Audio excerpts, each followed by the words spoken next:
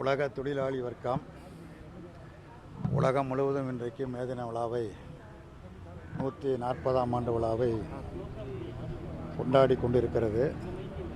இது வெறும் கொண்டாட்டமல்ல, தொழிலாளி வர்க்கத்திற்கு இந்தியாவில் இழைக்கப்பட்டு வருகிற அநீதிகளை, கொடுமைகளை எதிர்த்து போராடுவதற்கு சபதமேற்கக்கூடிய நாளாகும். நூற்றாண்டுக்கும் மேலாக இந்திய தொழிலாளி வர்க்கம் வெள்ளையர்கள் ஆட்சி காலம் தொட்டு தொடர்ந்து போராடி உயிர் தியாகம் செய்து சிறை சித்திரவதைகளுக்கு ஆளாகி பல்வேறு உரிமை சட்டங்களை பெற்றது. அத்தகைய சட்டங்களை எல்லாம் இன்றைக்கு ஒன்றியத்தில் அமைந்திருக்கக்கூடிய பாசிச ஆட்சியான மோடி ஆட்சி அது தகர்த்து பெரும் கார்ப்பரேட் நிறுவனங்களுக்கு ஆதரவான முறையில் 4 சட்ட தொகுப்புகளாக மாற்றியிருப்பதை எதிர்த்து இந்தியா முழுவதும் அனைத்து தொழிலாளர்களும் கட்சி வேறுபாடுகளின்றி, சங்க வேறுபாடுகளின்றி ஒன்றுபட்டு தொடர்ந்து போராடி வருகிறார்கள். அந்த சட்டங்களை திரும்ப பெறுகிற வரையில் அந்த போராட்டங்கள் தொடரும் என்பதற்கான சபதமேற்கக்கூடிய நாள் இந்த மே நாளாகும். அது மட்டுமல்ல, நாட்டில் ஒற்றுமை, ஒருமைப்பாடு என்பது மிக மிக முக்கியமானது.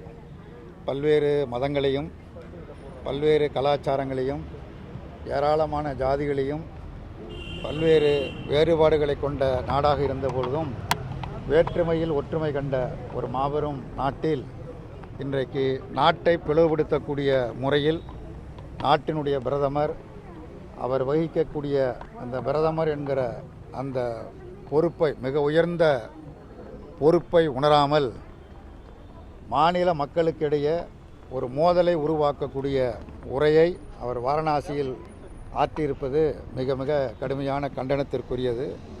குறிப்பாக உத்தரப்பிரதேச மாநில மக்களுக்கும் தமிழ்நாட்டு மக்களுக்கும் ஒரு எதிரெதிரான ஒரு வெறுப்புணர்ச்சியை தூண்டக்கூடிய முறையில் நாட்டினுடைய பிரதமர் ஆற்றியிருக்கக்கூடிய அந்த உரை மிக மிக மோசமான உரை, வன்மையாக கண்டிக்கத்தக்கக்கூடிய உரை.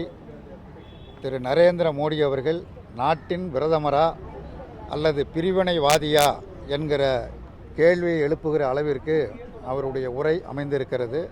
அதை கண்டிப்பது மட்டுமல்ல, இந்திய கம்யூனிஸ்ட் கட்சியை பொறுத்தமட்டில் நாட்டின் ஒற்றுமைக்கும் ஒருமைப்பாட்டிற்கும் தொடர்ந்து பாடுபடும், போராடும்.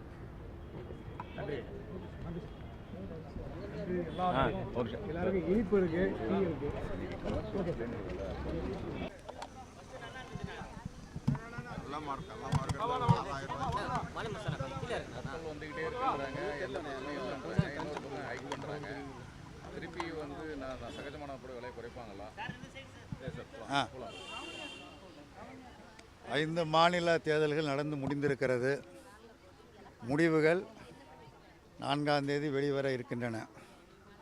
தேர்தல் நடக்கிற வரை அமைதியாக இருந்த ஒன்றிய அரசு இந்தியாவில் பெட்ரோலுக்கோ டீசலுக்கோ அல்லது எரிவாயுவுக்கோ எந்த விதமான தட்டுப்பாடும் இல்லை, கப்பல் கப்பலாக வந்து இறங்கி கொண்டிருக்கிறது என்று தொடர்ந்து ஒன்றிய அரசின் சார்பில் ஒன்றிய அமைச்சர்கள் அறிக்கை வெளியிட்டு கொண்டிருந்தார்கள். ஆனால் இப்பொழுது திடீரென வணிக சிலிண்டரினுடைய விலை பன்மடங்கு உயர்த்தப்பட்டு இருக்கிறது.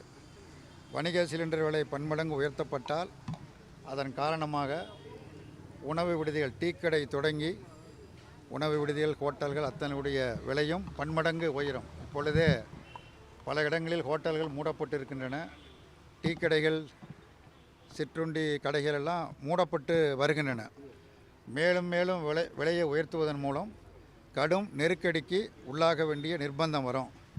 4ஆம் தேதிக்கு பிறகு பெட்ரோல் டீசல் விலையை உயர்த்தினாலும் ஆச்சரியப்படுவதற்கு இல்லை. ஆக ஒன்றிய அரசாங்கம் வெளியிடுகிற அறிக்கை என்பது வேறாகவும் நடைமுறை என்பது வேறாகவும் இருக்கிறது. இப்படி தொடர்ச்சியாக விலையை உயர்த்துவதன் மூலமாக பொதுமக்கள் மிக கடுமையான நெருக்கடிக்கு உள்ளாக்கப்படுவார்கள். நெருக்கடிகளை தவிர்க்க விலையை உயர்த்துவதை திரும்ப பெற வேண்டும் என்று இந்திய கம்யூனிஸ்ட் கட்சியின் சார்பில் வலியுறுத்தி கேட்டுக்கொள்கிறோம். பொதுவாக விலைவாசி உயர்வதற்கு எதிராக தொடர்ந்து கம்யூனிஸ்ட் கட்சி போராடும் என்பது எல்லோருக்கும் தெரியும். அது மாதிரி இப்படி தொடர்ந்து விலையை உயர்த்தப்பட்டால் கம்யூனிஸ்ட் கட்சியை எதிர்த்து கடுமையான போராட்டங்களை நிச்சயமாக உறுதியாக நடத்தும் என்பதை தெரிவித்துக் கொள்கிறோம்.